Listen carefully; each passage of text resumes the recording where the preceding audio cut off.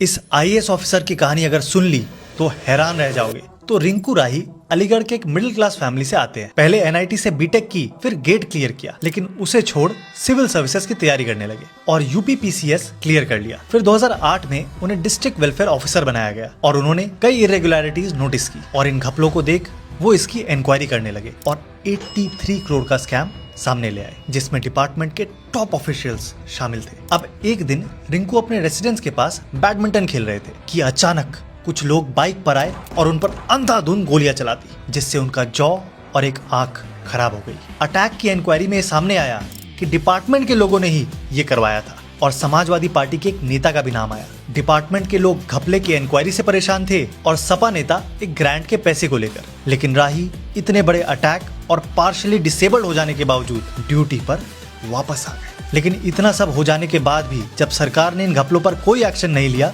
तो वो hunger strike पर भी बैठ गए, जिसके बाद उन्हें चुप करवाने के लिए जबरदस्ती साइकेट्रिक फैसिलिटी में ट्रांसफर कर दिया गया। उन्हें फिर जब स्टेट की सिविल कोचिंग इंस्टीट्यूट का डायरेक्टर बनाया गया तो उनके स्टूडेंट्स ने उनका जज्बा देख उन्हें यूपीएससी देने को कहा और 2021 में 40 साल की उम्र में रिंकू राही आईएएस ऑफिसर बन गए। और मजे की बात यह है कि उनकी पोस्टिंग उसी मुजफ्फरपुर में हुई जहां उन पर इतना बड़ा अटैक हुआ था। ऐसी और इंस्पायरिंग कहानियों के लिए पेज को फॉलो जरूर कर लेना। पुलिस को अगर अपने इशारे पर नचाना है तो तेजू भैया से सीखो। सिपाही, दीपक, एक गाना बजाएंगे, उसमें तुमको ठुमका लगाना। आज नहीं ठुमका लगाओगे तो सस्पेंड कर दिए जाओगे। बुरा मत मानो, होली है। ये लग रहा है किसी बॉलीवुड मूवी का सीन है। पकड़ा पकड़ी खेलना है अंकल, तो हार पुलिस वालन के साथ। पुलिस वालों के साथ हम जिसे पकड़ लेंगे ना, वो पुलिस वाला अपने कपड़े उतारेगा।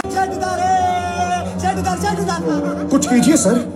लेकिन असल में ये बिहार के इतिहास को दोहराया जा रहा है। वो बेचारा पुलिस वाला नहीं नाचता तो तेजू भैया सस्पेंड करवा देते, और नाचा इसलिए सरकार ने सस्पेंड कर दिया। सोशल मीडिया पर रंग लगाने के कंसेंट पर बात हो रही थी, वहाँ दूसरी तरफ तेजू भैया जर्नलिस्ट के कपड़े ही उतार दे रहे थे।